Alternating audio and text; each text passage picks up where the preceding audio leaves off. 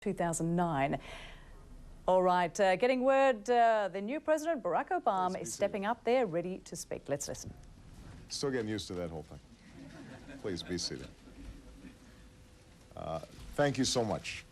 I wanted to get everyone together on the first day to welcome you to the White House. From our vantage point yesterday, you couldn't help but be inspired by the sight of Americans as far as the eye could see. They were there because they believe this is a moment of great change in America, a time for reinvigorating our democracy and remaking our country.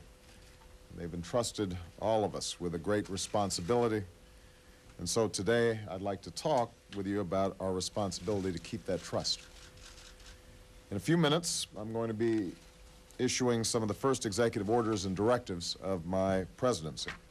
And these steps are aimed at establishing firm rules of the road for my administration and all who serve in it, and to help restore that faith in government without which we cannot deliver the changes we were sent here to make, from rebuilding our economy and ensuring that anyone who's willing to work can find a well-paying job, to protecting and defending the United States and promoting peace and security. However long we are keepers of the public trust, we should never forget that we are here as public servants, and public service is a privilege. It's not about advantaging yourself. It's not about advancing your friends or your corporate clients. It's not about advancing an ideological agenda or the special interests of any organization. Public service is simply and absolutely about advancing the interests of Americans. The men and women in this room understand this, and that's why you're here. All of you are committed to building a more responsible, more accountable government. And part of what that means is making sure that we're spending precious tax dollars wisely and cutting costs wherever possible. During this period of economic emergency, families are tightening their belts, and so should Washington. And that's why I am instituting a pay freeze on the salaries of my senior White House staff. Some of the people in this room will be affected by the pay freeze, and I want you to know that I appreciate your willingness to agree to it, recognizing that it's what's required of you at this moment. It's a mark of your commitment to public service. But the American people deserve more than simply an assurance that those who are coming to Washington will serve their interests. They also deserve to know that there are rules on the books to keep it that way. They deserve a government that is truly of, by, and for the people. As I often said during the campaign, we need to make the White House the people's house. And we need to close the revolving door that lets lobbyists come into government freely and lets them use their time in public service as a way to promote their own interests over the interests of the American people when they leave. So today, we are taking a major step towards fulfilling this campaign promise. The executive order on ethics I will sign shortly represents a clean break from business as usual. As of today, lobbyists will be subject to stricter limits than under any other administration in history. If you are a lobbyist entering my administration, you will not be able to work on matters you lobbied on or in the agencies you lobbied during the previous 2 years. When you leave government, you will not be able to lobby my administration for as long as I am president. And there will be a ban on gifts by lobbyists to anyone serving in the administration as well. Now, the new rules on lobbying alone, no matter how tough, are not enough to fix a broken system in Washington. That's why I'm also setting new rules that govern not just lobbyists, but all those who have been selected to serve in my administration. If you are enlisting in government service, you will have to commit in writing to rules limiting your role for 2 years in matters involving people you used to work with and barring you from any attempt to influence your former government colleagues for 2 years after you leave.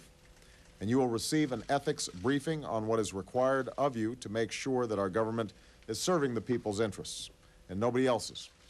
A briefing, I'm proud to say, I was the first member of this administration to receive last week. But the way to make a government responsible is not simply to enlist the services of responsible men and women or to sign laws that ensure that they never stray. the way to make government responsible is to hold it accountable. And the way to make government accountable is make it transparent so that the American people can know exactly what decisions are being made, how they're being made, and whether their interests are being well served. The directives I am giving my administration today on how to interpret the Freedom of Information Act will do just that. For a long time now, there's been too much secrecy in this city.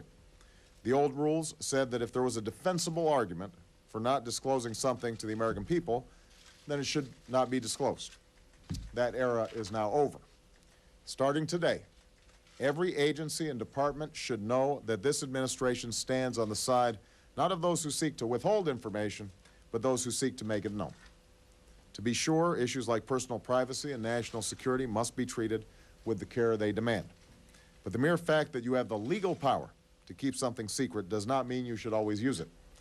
The Freedom of Information Act is perhaps the most powerful instrument we have for making our government honest and transparent, and of holding it accountable. And I expect members of my administration not simply to live up to the letter, but also the spirit of this law. I will also hold myself, as president, to a new standard of openness.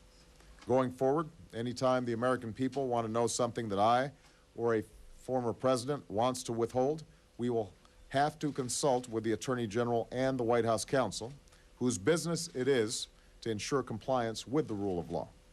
Information will not be withheld just because I say so. It will be withheld because a separate authority believes my request is well grounded in the Constitution. Let me say it as simply as I can. Transparency and the rule of law will be the touchstones of this presidency. Our commitment to openness means more than simply informing the American people about how decisions are made. It means recognizing that government does not have all the answers and that public officials need to draw on what citizens know. And that's why, as of today, I'm directing members of my administration to find new ways of tapping the knowledge and experience of ordinary Americans, scientists and civic leaders, educators and entrepreneurs, because the way to solve the problem of our time is, solve the problems of our time as one nation is by involving the American people in shaping the policies that affect their lives. The executive orders and directives I'm issuing today will not, by themselves, make government as honest and transparent as it needs to be. And they do not go as far as we need to go towards restoring accountability and fiscal restraint in Washington. But these historic measures do mark the beginning of a new era of openness in our country. And I will, I hope, do something to make government trustworthy in the eyes of the American people in the days and weeks, months and years to come. That's a pretty good place to start. Thank you very much. All right. So, all right.